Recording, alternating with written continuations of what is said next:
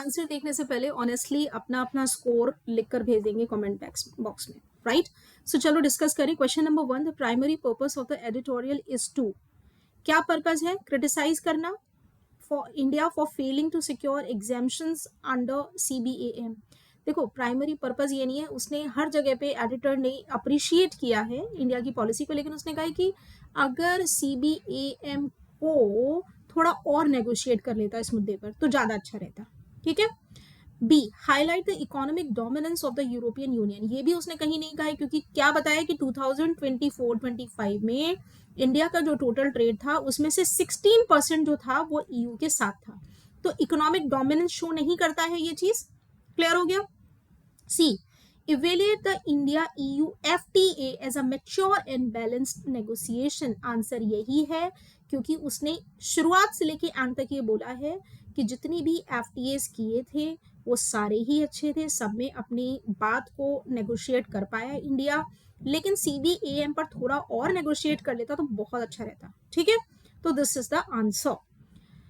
Why does the author compare the EU with India's previous FTA partners? क्यों compare कर रहा है EU को इंडिया के दूसरे FTA पार्टनर्स के साथ?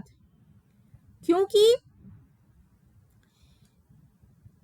To show India's over dependence on Europe, over dependence है इंडिया की, ये कहीं से शो नहीं होता है। इंडिया अगर 16% टोटल ट्रेड था तो यूरोपियन यूनियन का भी टोटल ट्रेड का 12% इंडिया के साथ था, तो इंडिया का ओवर डिपेंडेंस कहीं से शो नहीं होता है।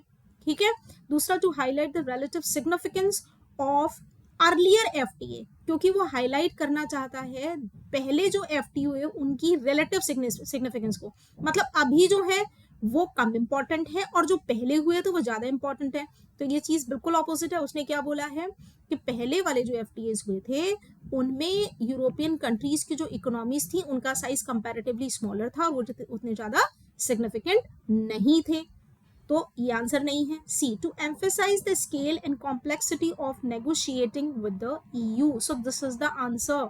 स्केल बढ़ गया, इकोनॉमीज अब बड़ी हैं, ठीक है, और कॉम्प्लेक्सिटी भी बढ़ गई है। क्यों बढ़ी है? क्योंकि पहले जिन जिन मुद्दों पर बातें आगे नहीं बढ़ पाई थी, ऑटोमोबाइल और ऑटो पार्ट्स के एग्जांपल देके उसने बताया, उन पर भी अब कॉम्प्लेक्सिटीज कम हो गई हैं, सॉल्यूशंस वर्कआउट हो गए हैं। ठीक है, so answer is C. Which of the following best explains why the automobile sector agreement is described as workable? क्यों है workable? अब क्यों workable हो गया है? क्योंकि it removes all tariffs on European automobiles। सारे tariffs को नहीं, पहले तो FTAs को निकाल के बाहर कर दिया है, ध्यान रखिएगा, ऑटोमोबाइल को। ठीक है, तो टैरिफ जीरो नहीं हुए हैं। It revives negotiations that failed earlier due to disagreements। Negotiation दोबारा से रिवाइव हो गए। नेगोशिएशन रिवाइव नहीं हुए, बल्कि वर्केबल सिचुएशन पर हम पहुंचे हैं। ठीक है, पहले जिन चीजों में डिसएग्रीमेंट हुआ था, जिन वजह से डिसएग्रीमेंट हुआ था, उन नेगोशिएशंस को हमने क्या कर लिया है? रिवाइव कर लिया है। रिवाइव का मतलब resuscitate, to bring to life होता है। तो ये चीज नहीं है। यहाँ पर जो बात कही गई है वो ये कहा गया है वर्केबल इसलिए है क्योंकि एक तो इंडियन मैन्युफैक्चर को ये प्रोटेक्ट करके चल रहा है, और साथ ही साथ लग्जरी कार ब्रांड्स जो हैं यूरोपियन यूनियन की, उनको इंडिया में आने दे रहा है। तो दोनों के बीच में बैलेंस मेंटेन करके रख रहा है। So answer will be C. 4, the exclusion of strategic agricultural and dairy sectors by India indicates. ये सेक्टर को और इस सेक्टर को FTA से बाहर रखा गया है, ये क्या दर्शाते हैं? India's unwillingness to liberalise its economy, की इंडिया अपनी इकोनॉमी को लिबरलाइज नहीं करना चाहता है, इकोनॉमिक तौर पर ट्रेड में नहीं जाना चाहता है, एक्सपोर्ट इंपोर्ट में नहीं जाना चाहता है। क्या ये दर्शाता है? नहीं भैया, 99.5% इंडिया के जो एक्सपोर्ट्स हैं जब वो हो रहे हैं तो बचा ही क्या? 0.05%। ठीक है, तो ये बिल्कुल ऑपोजिट है। B, a protectionist stance harmful to trade relations. एक ऐसी स्टैंस है जो ट्रेड रिलेशंस के लिए हार्मफुल है। अगेन वही चीज जाती है कि भैया 99.5% को तो फ्री करवा लिया इंडिया ने, तो बचा ही क्या? माइनर बचा है। तो प्रोटेक्टिव स्टांस नहीं है। A selective and strategic approach to trade liberalisation. Selective और स्ट्रेटेजिक है। क्यों? क्योंकि एग्रीकल्चर के जो फार्मर्स हैं उनके इंटरेस्ट को बचाने की कोशिश कर रहे हैं, डेयरी प्रोडक्ट्स जो बनाते हैं उनके इंटरेस्ट को बचाने की कोशिश की जा रही है, इकोनॉमी के इंटरेस्ट को भी बचाने की कोशिश की जा रही है, और as a consumer Indian citizens के इंटरेस्ट को भी बचाने की कोशिश की जा रही है. So the answer will be C. Which of the following concerns does the author expresses regarding the carbon border adjustment mechanism? क्या कंसर्न शो करी है, क्या कंसर्न शो करी है? डायरेक्ट आंसर है कि इंडिया ने नेगोशिएशन नहीं ले पाए हैं, ले लेता तो ज्यादा अच्छा रहता. सिर्फ यही एक मुद्दा है जिस पर एडिटर ने नेगोशिएटर के अगेंस्ट थोड़ा सा कुछ बोला है. क्लियर है? हालांकि बाद में उसने ये भी बोल दिया है कि लेकिन इस स्कीम में जो हमने नेगोशिएशंस की हैं जो इस डील में, उसका एक फायदा ये है कि थर्ड कंट्री को अगर किसी को बेनिफिट मिल रहा है तो इंडिया के ऊपर वो ऑटोमेटिकली अप्लाई हो जाएगा.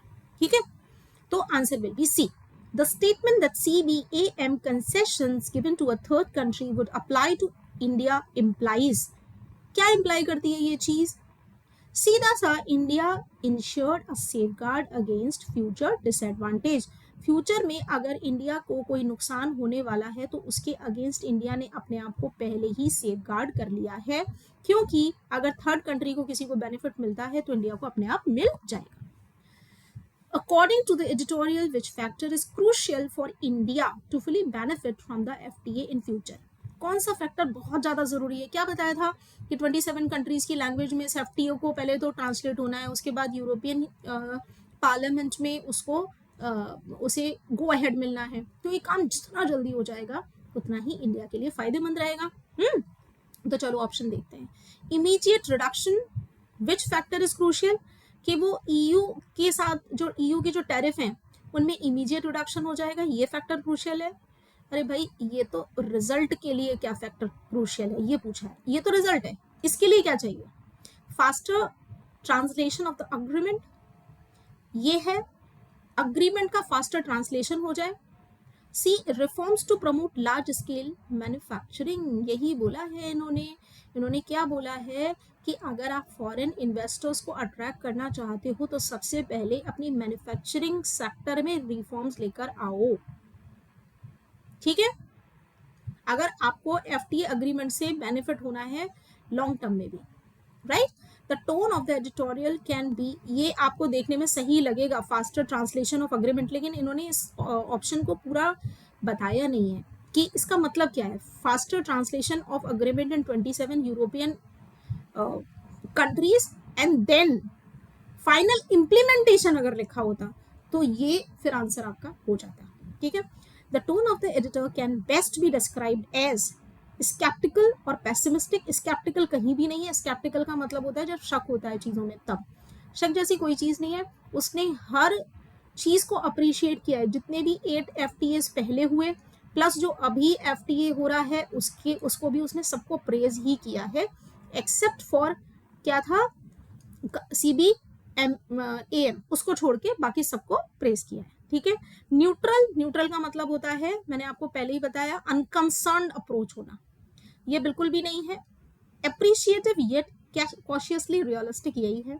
एप्रिशिएटिव उन्होंने हर जगह तारीफ की है लेकिन फिर भी कॉशियसली रियलिस्टिक है. सावधानी बरतनी चाहिए क्योंकि फ्यूचर में हमें ये फायदे इससे हो सकते हैं. राइट. Thank you.